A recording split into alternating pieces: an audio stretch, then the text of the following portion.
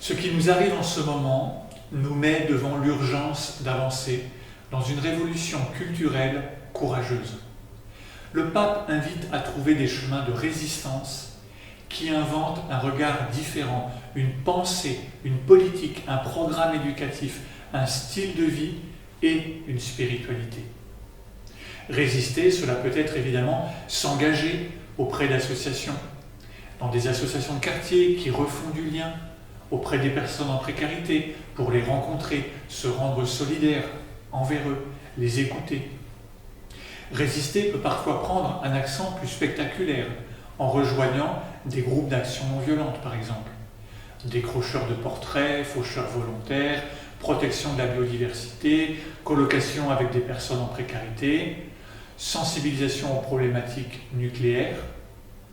Précision importante, ces personnes sont formées et savent gérer les risques. Ne les imite pas. Forme-toi d'abord. Résister peut prendre des formes moins visibles, mais tout aussi importantes. Résister, c'est s'informer. Pourquoi des personnes s'engagent-elles parfois au détriment d'une carrière, au risque de la prison? Que signifie leur action? Résister, c'est réfléchir. Réfléchir à la cause qui est défendue. Réfléchir sur soi. Car les médias ont tendance à présenter ces actions comme les prémices du chaos. Pourquoi telle ou telle action me fait réagir? Pourquoi me fait-elle peur éventuellement? Et du coup, quelle valeur vient-elle remettre en cause? Ou au contraire, vient-elle me permettre de réaffirmer? Résister, c'est ralentir, refuser d'être entraîné dans un flux qui nous domine, faire un pas de côté, s'asseoir pour être en relation, pour contempler, pour prier. Résister, c'est s'émerveiller pour ne pas se laisser gagner par le cynisme. Résister, c'est espérer. L'espérance, ce n'est pas une attitude naïve. Il faut du courage pour espérer. Ne te laisse pas voler la joie de l'espérance, comme l'écrit le pape François.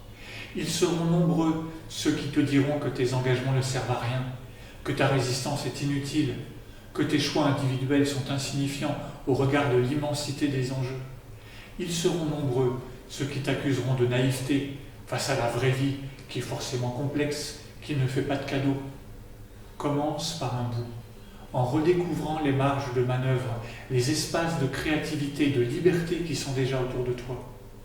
Tu découvriras que les liens humains font grandir, qu'ils sont source de bonheur, qu'ils peuvent guérir des blessures.